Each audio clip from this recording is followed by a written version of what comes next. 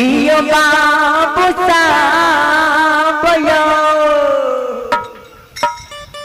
जोरी बाबा जय हो जय हो जय हो जब खेली जंगल में खेतली जंगल में नयो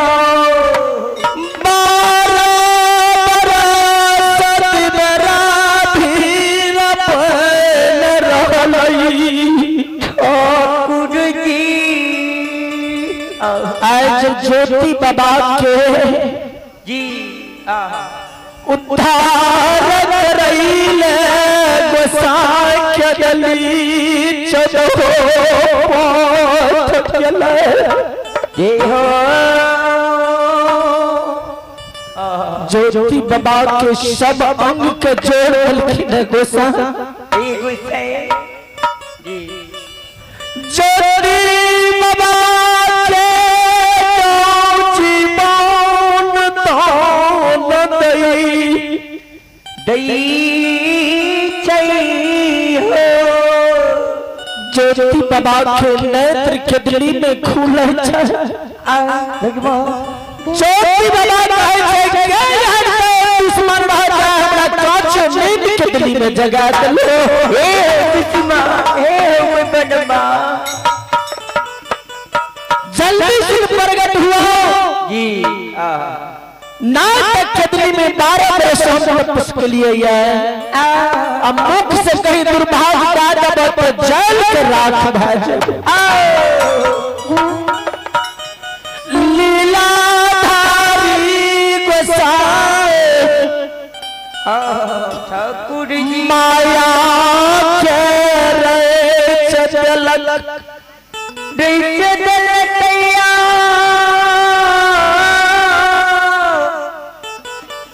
यो समाज बाबा यो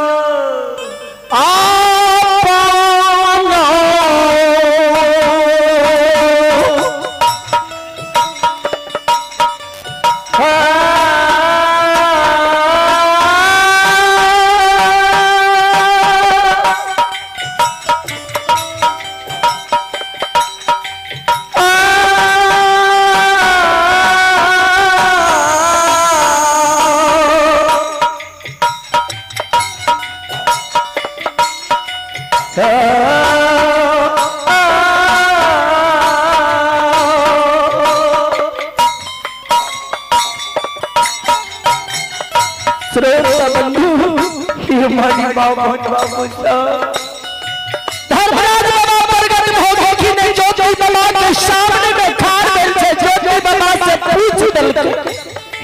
ज्योति हम ही तोरा कदली में काचे नींद जगा दिलिया हे कदली की राजा बनवासी केदली के राजा भक्त बाबा ज्योति कहे छा के छी सरकार जे हमरा काचे नींद जगैलौ के छी अपने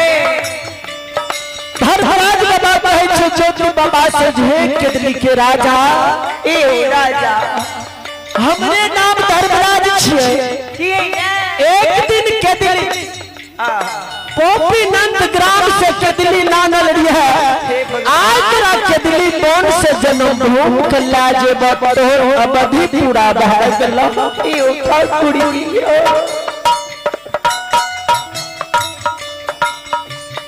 ज्योति बाबा के से नहीं नसे खेदली में गिरे ओ कदली की राजा ज्योति बाबा कल जरूर छे जी ज्योति बाबा धर्मराज बाबा से कहे छे मालिक ए भगवान आई खेतली जंगल से हमरा दोसर जंगल ला जेबे दोसर जंगल में जेबा धर्मराज बाबा कहे छे नहीं हे केदली के राजा अपने के केदली से दोसर जंगल नहीं ला जेबे अपने के केदली से जन्म भूमि के ला जेबे ज्योति बाबा कौन है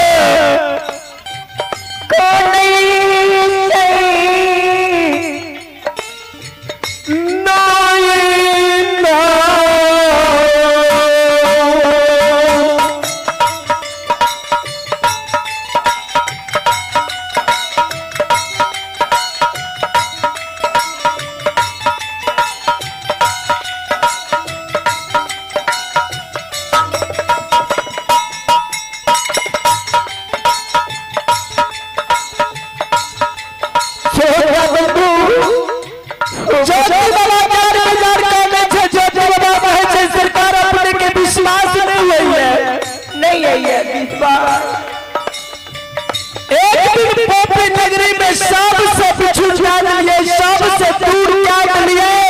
जे माय 9 महीना गर्भ में राखल के एक माँ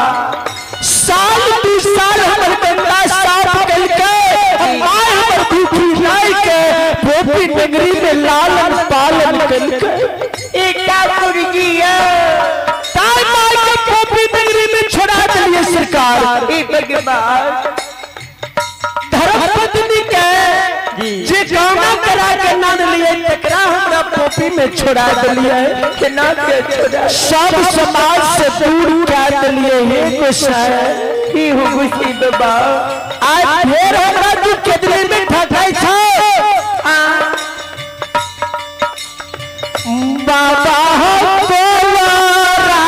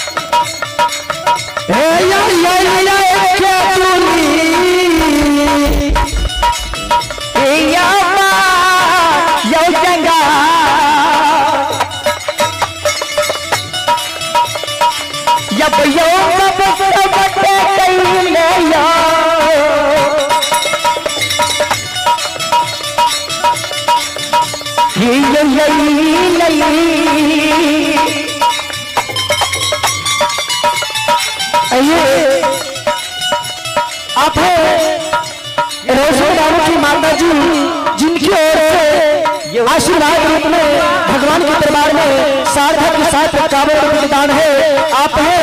बीजो यादव रोहियार की ओर से भगवान के दरबार में 21 रुपये दान है। भगवान से मनोकामना करते हैं दानी महाराज के समस्त परिवार में सुख शांति हो, दानी महाराज की जय हो। आप है हर्षराज कृष्ण राज के दादी जी जिनकी ओर से भगवान के दरबार में आशीर्वाद के रूप में शानदार 51 रुपये दाना है। माता जी के चरणों में एक बार नहीं 1000 की ओर से 4 बार नमन है। दानी महाराज की जय।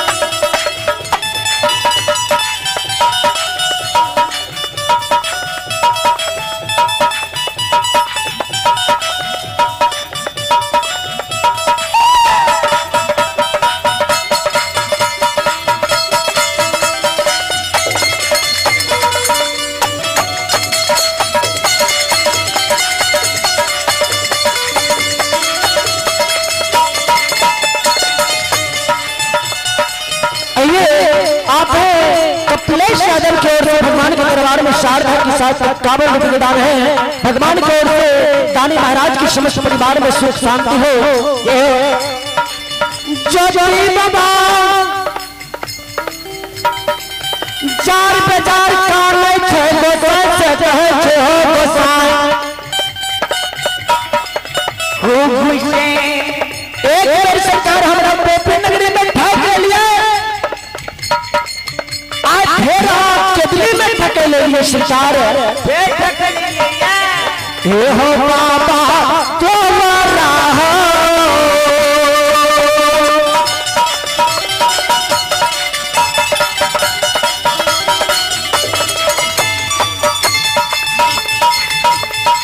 हे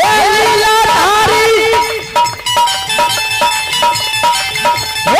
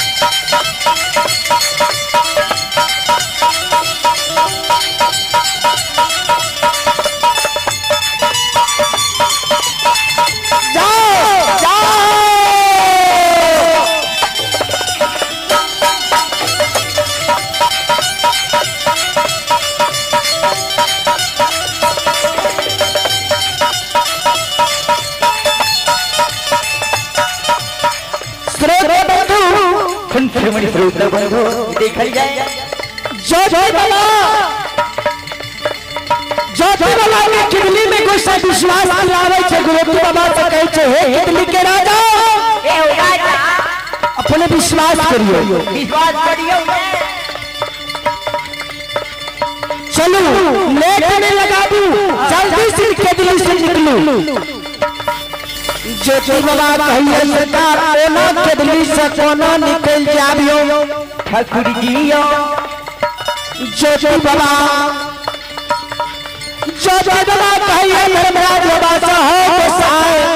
गोसाई जय दूर के समय में हमार घड़ी घड़ी पल पल में परीक्षा लेने गेलो आ यहाँ के पहला परीक्षा ले किडनी में सरकार जो बाबा से कहै छै कौन है परीक्षा लेबो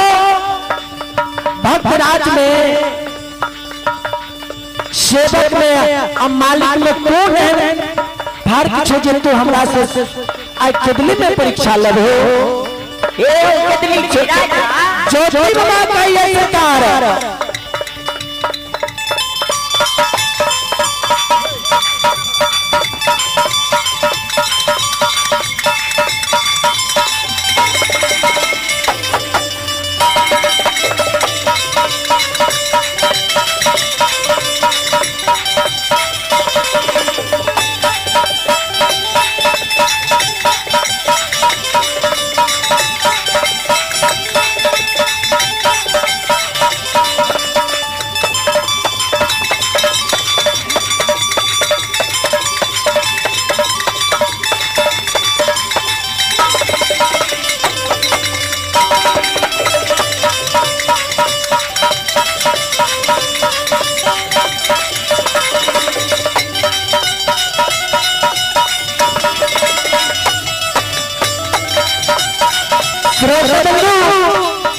श्रोता बंधु जो बाबा कहै छै सरकार पहला परीक्षा पर से हम ही ले ए बचवा किडनी में सरकार जी सब हजार सब अपना अपना बुखार बिंद से बोल रही है जी कि जो बाबा किडनी में सदैर के खूट में जी धड़कन आज के सदैर के खूट में मानना रहती जय अग्नि से गंगा घाट में धूप दीप चललखिन जो बाबा कहिए धड़कन याद हम सदैर के खूट में बांधबो या अपने के प्रमाण ये सरकार जाओ सदैर के एक फूट लहे तो किडनी से फिर हम जन्म ढूंढ के नहीं जा सकै छियै धर्मराज बाबा कहिए हे मस्त बाबा करसी के याद किडनी में बांधइए सदार के फूट के हुलन के देखिए जो साथ एक फूट लहलबो के लिए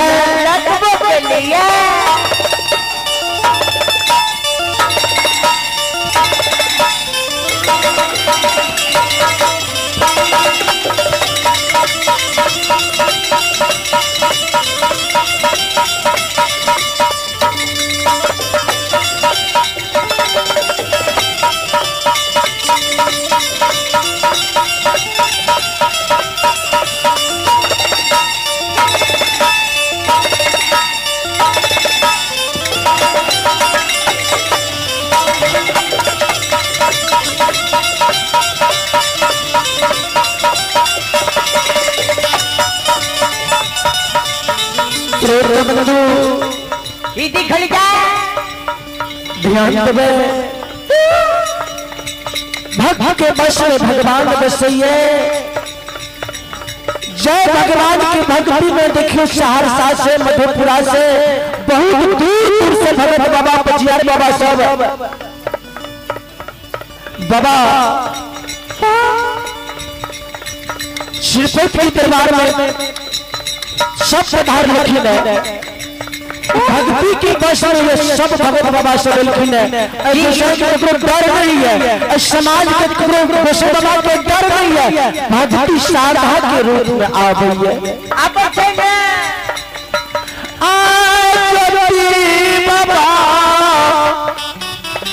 बाबा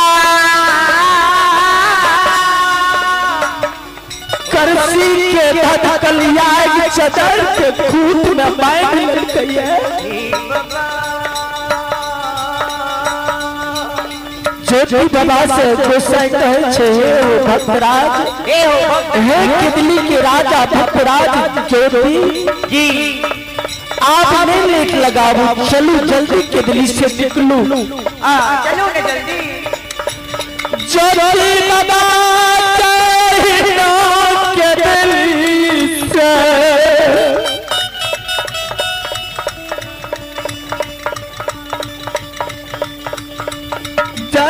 किदली से ज्योति बाबा किदली जंगल से उठावे किदली के जितना जीव जंतु हाथी घोड़ा बाघ सिंह किदली में जो बास कर रहे किदली जंगल में सब जीव जंतु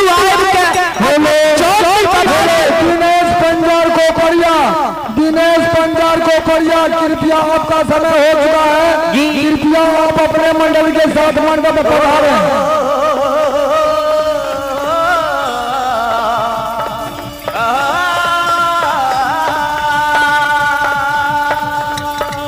सब जीव जंतु ज्योति बाबा के याद से घेर करिए और ज्योति बाबा से कहे छे बाबा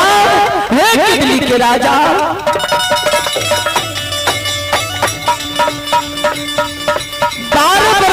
किदली में हमरा सबके सेवा के लिए किदली में राय के हमरा सबके सतनाम के उच्चारण सुन लिए, भगवान हर नाम नित्य प्रतिदिन सुन लिए। आए अपने किदली से सरकार चल जेबे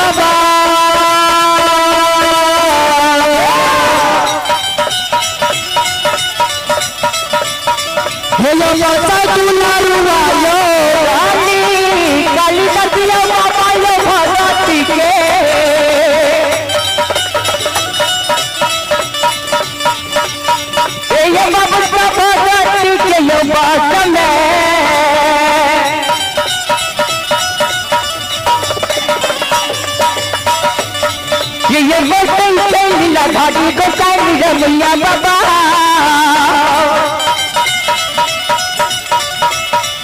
ये बच्चे के काला ये बाबा